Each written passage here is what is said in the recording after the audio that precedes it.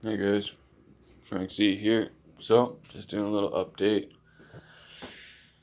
This one was my most recent pickup. So I picked up this bus pack and this is how many I got that were usable out of it. The only problem is they're sitting at about 37 volts and the rest are at 39. And I gotta bring these up to 39 before I can hook them up to the rest. And that's what I've been doing. I haven't figured a way to get these guys inside yet. I grab some wood. Just been processing packs. These guys are all ready. Both sides are done. Both of them. Plastic on there and everything to cover on both sides. So I do gotta figure out a way to get these inside. I've been trying to rent this thing. It's called a lift and roll dolly. I need two of them. It's pretty much similar to that kind of dolly there, but you use two of them and they got swivel wheels, and then this L part here can lift up from the wheels. So you hook each onto each side and then strap it around with two straps and then pump it up, and then it becomes, you can move it all around wherever you want on four wheels. Four swivel wheels. That's what I'm trying to do. Trying to find one because really this is the best place to pick up from. And it is around 960 pounds. So it's quite a bit. Oh yeah, and we get snow already. Not much, but it's definitely getting there. Kinda ran out of time. Not quite below freezing in the garage yet, even though it is getting cold. But we're still at, it's like 2 or 3 degrees Celsius anyways, so I don't got very much wood either. Pretty much using mainly on the grid. Little fireplace heaters. So yeah, that's where I'm at. Not really much going on. Just trying to get this balanced and ready to be hooked up with everything else. I'm just doing what off-grid wannabe did. Just connect these little 20 gauge wires to parallel them. And then I'll run a BMS somewhere in there, just so I can see what's going on, make sure everything's going up together, balanced. And yeah, that's where I'm at. Plus I did get some more stuff. I got that 36 volt reliable inverter I'm going to be testing out. It's only 1500 watts. And I got a 60 amp Fang Poosun FlexMax 60. And I was thinking about hooking that up to that guy. That can have about 2000 watts of solar that can run through the 60 amp controller. So, yeah, that's where I'm at. Just continuing on with the wiring.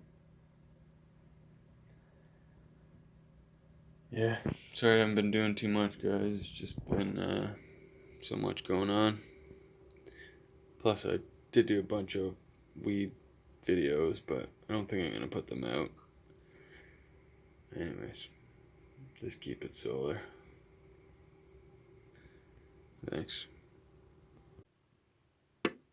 So, I just want to show you guys a good way to test that your connections are connected. So go to your continuity tester and set it so it makes noise when it connects. You close the circuit, right? So what you want to do, just have one of your connectors on the actual wire, and then just hit the terminals without touching the wire. I'm not actually touching the wire. So on. Then you just have to listen for the beep, and that will tell you that it's all connected. Anyways, just thought I'd show you how I do that. Thanks, guys. Hey guys, so I just wanted to show you a quick look inside this cheap Chinese charge controller. Well, so-called cheap. So this is a 60 amp version of a Flex Max. It's made by Fang Pusun, and yeah, it's a little bit slower. It's not as good as an Outback,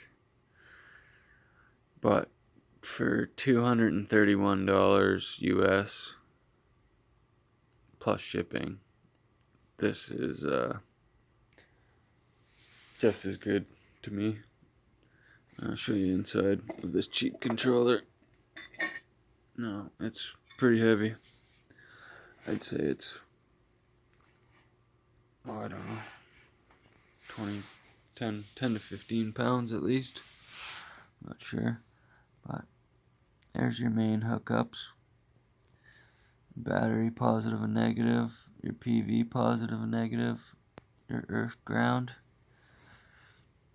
You got your mate port, so that's if you got the whole set, you can put the mate to it and control this remotely somewhere else, and get all your information from this off a little wall unit, like it would be similar to like a thermostat on your wall.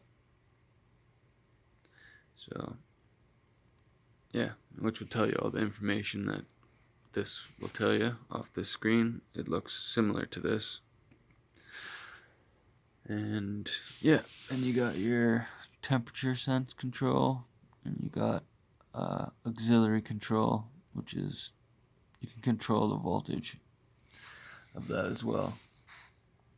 So if you want to hook up, say, a shunt trip breaker to it, you could have this shut off the whole system just from your charge controller here by programming it in. So I just wanted to give you a quick little show of what I'm going to be using on my testing and balancing. Hey, don't get me wrong, this one and the Make Sky Blue are my two top Chinese picks. But you can see there's a lot of circuitry involved in here. Some big transformers in there, some inductors, coils. But it's a pretty heavy unit. And the buttons, everything pushes really nicely. It's nice and smooth and soft. I've never really had any major issues with these, and the issue I did have, they replaced with a new controller immediately without any fuss. Like, I've never seen customer service like these guys. And that brings me to my next little rant here. Victron is trying to shut my YouTube channel down because I use these controllers.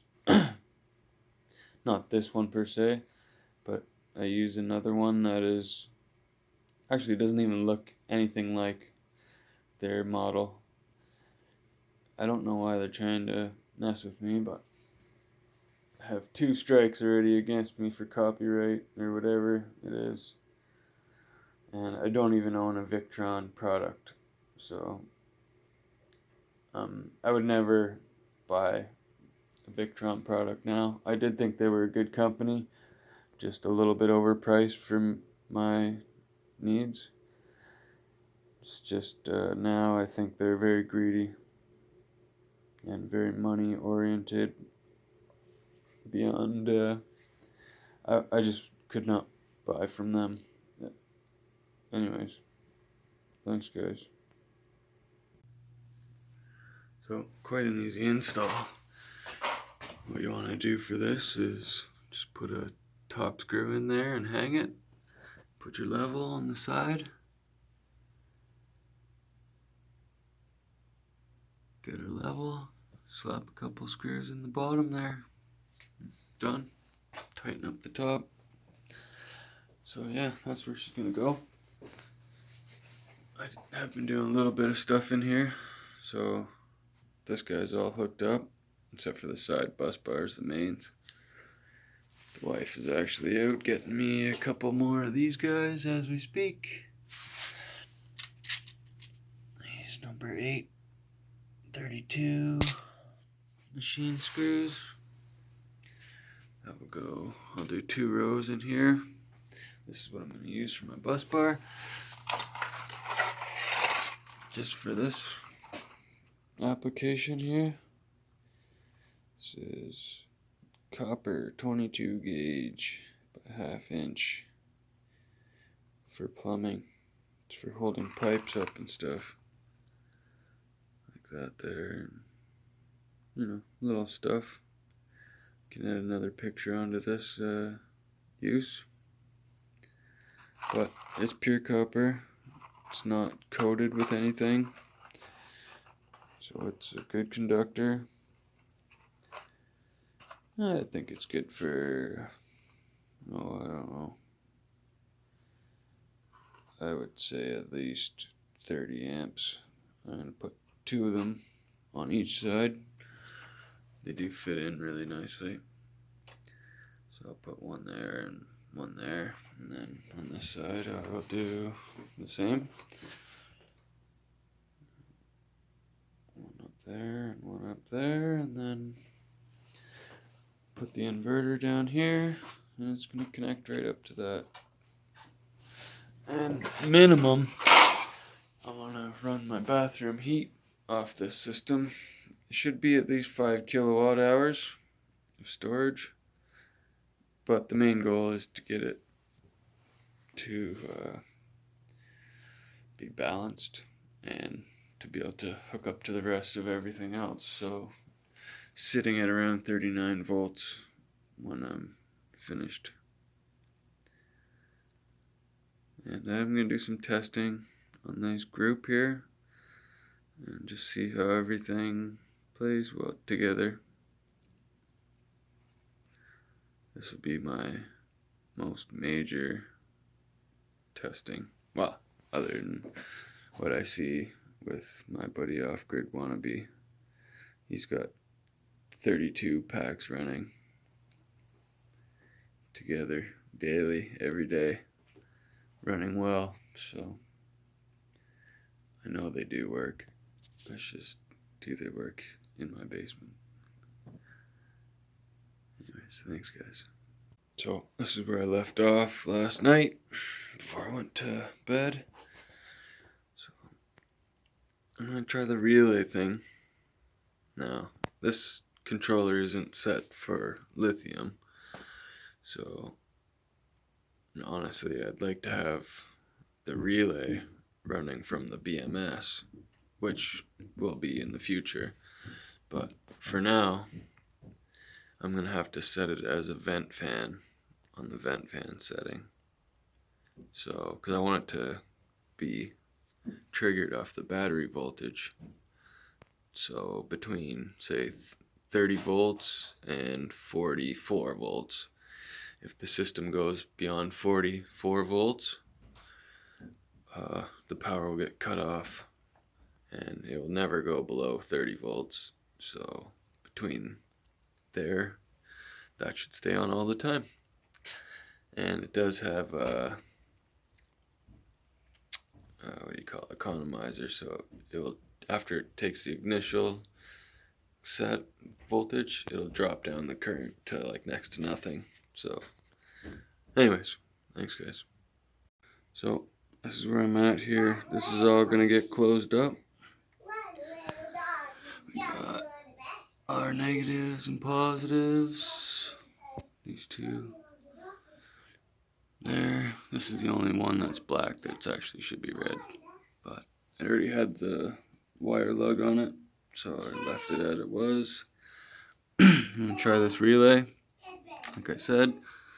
And then from the output side, it's two 10 gauge wires, and I'll split them, say like one here, one at the top. It's only for this 11 packs here, so now onto the bus bars. Thanks. Alright guys, she's all, well, almost all put together. Panels aren't hooked up yet. Everything's hooked up inside the house here, like for this 11 packs. BMS, I haven't turned it on yet. This is my bus bars. So I'll give you a little rundown of the system. You guys already seen this. This is from the panels outside. I put a second one in. I'm not a big fan of this. I like to use this as a main disconnect. It's rated for 250 amps, so it's never gonna touch that. This one, it's a 50 ampere, so a little bit better, more appropriate for this setup.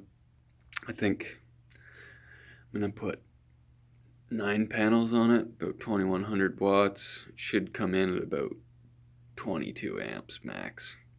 So at in, out it should come out around 60. So, and I just use single 10 gauge from here, goes through single 10 gauge into the charge controller, and then from the out of the charge, goes from here, the positive goes to the relay, and then in, the negative goes straight in. The relay goes to the controller. Eventually the relay will be hooked to the Batrium. Actually, I've been looking at it. I don't even think it's going to work because it won't shut off at an over voltage setup. It'll only come on at an under voltage setup. I don't know, gotta look through the manual to figure out what I'm actually going to use for this. I'm not even sure I can, so we'll go from there. But as it looks, the BMS should be able to turn on and the charge controller should be able to turn on. And I still have to go outside and hook up the solar panels. Like I said though, we got a wire, 2 wires that go to each, 1 wire goes to each bus bar. So, and it kind of splits the current there. We'll see how it works. I'm not 100% sure if it's going to be as good as I'd like it to be or not. But all these wires, it's not a big deal. It's just for balancing and monitoring. 200 milliamps doesn't balance nothing, especially if you're pulling in 60 amps or anywhere above 200 milliamps. So, yeah. And yeah, I don't know. I haven't got an inverter hooked up yet, but that'll go from here is my negative on the output. So this right here is my full negative terminal after the BMS. So the charge controller is hooked up to that, as well as the inverter will be hooked up to that at the negative. And then the positive can go to a switch or a breaker and then to there. So, alright. Now you see the little rundown of the system. Let's try and turn it on. Alright, let's do the turn on.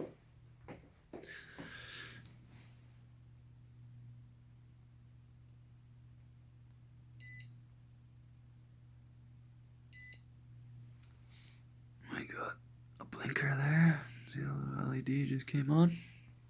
And turn on the screen.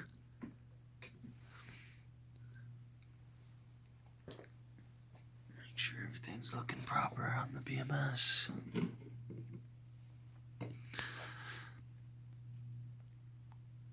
do have a high and a low cell. Definitely not as balanced as it was. It says 9 Celsius in here. I got 11 on the wall. My flash just died.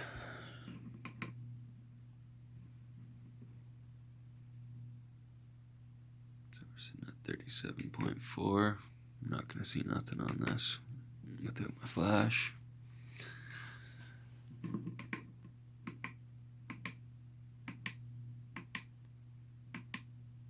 It's saying 11. Looks like 11 is a low cell. It's saying,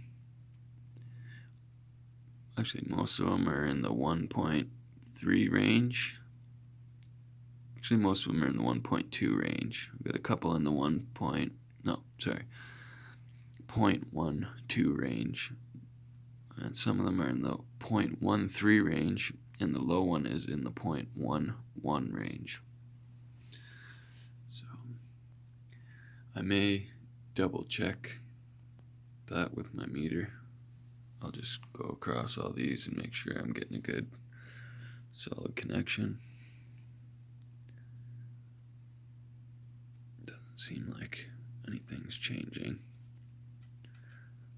by wiggling any wires or anything, so it's probably not great to have them crossing. Anyways, that's where we're at so far.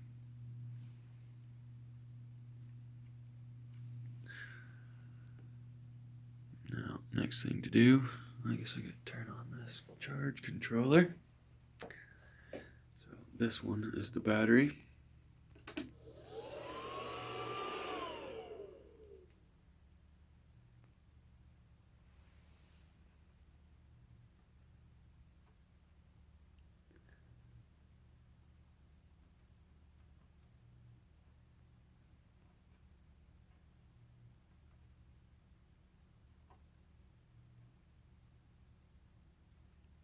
We're gonna run 36 volt. This guy's saying we're sitting at 38.1. It's almost a volt difference.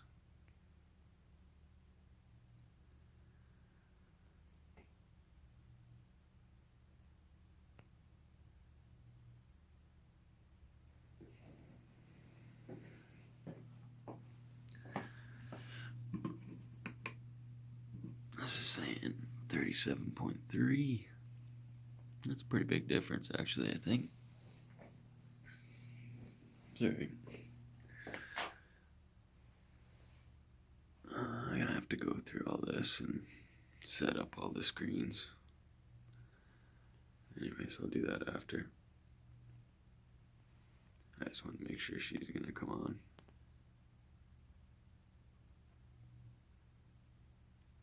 Also gotta get this guy to turn on as well. Anyways, I'll do another video on all that stuff. Thanks.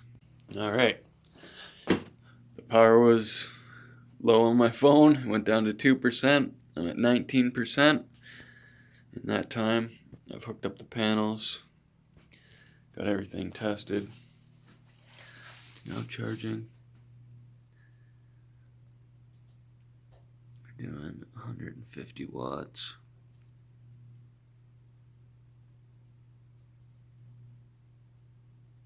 We're a little bit off balance. Not much. Still 3.1. It's just the low cell. Number 11 is 3.13, 3.14, let's say. And the high cell is 3.16. So we're 0.002 off from high to low. It's very similar to that pack.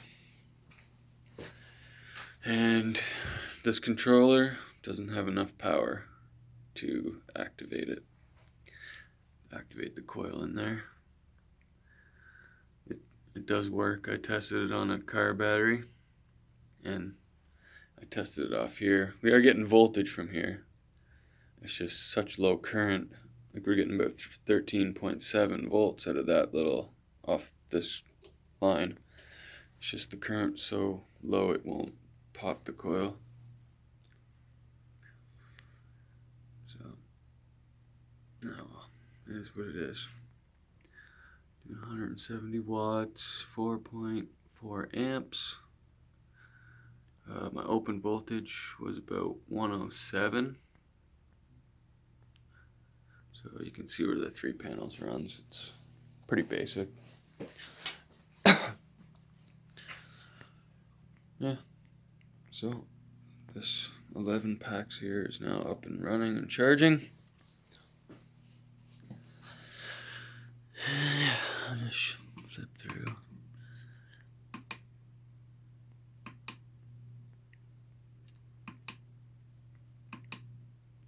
So 1.61, or sorry, 0.161, 0.155, 0.156, 0.155, 0.157, 0.153, 0.150, 0.150, 0.150, 150. 142 is my low cell.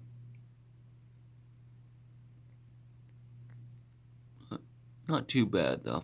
These were the good packs. And, you know, it was sitting lower than usual. So I just got this one because there were so many good packs. Like these top packs here. That's the M1B. That's the newest A123 cylindrical nanophosphate cells they made. Like this pack right here. Actually, these top 4 packs came out of this same group. And like each of these packs to me is a $1,000 pack, probably. I've never tried looking the price of a brand new 40 volt pack. If they even still make them, I'm not sure. Or if they have them surplus somewhere. Anyways. Well, I'm just gonna let this go for a bit. It's not nice outside by any means. It's actually horrible. But I did use my 3 top panels because I got, 18 panels there. But 4 groups of 4 rows of 4, and then 2 at the end. So on my first 3 rows, I'm using the 3 top panels. So, I don't know. We'll see if it helps. I should have used the N3. Not the last 2, but the N3, because that gets the least amount of blockage. But like I said, this is very, very temporary. Hope to only run this a few cycles, maybe, if that.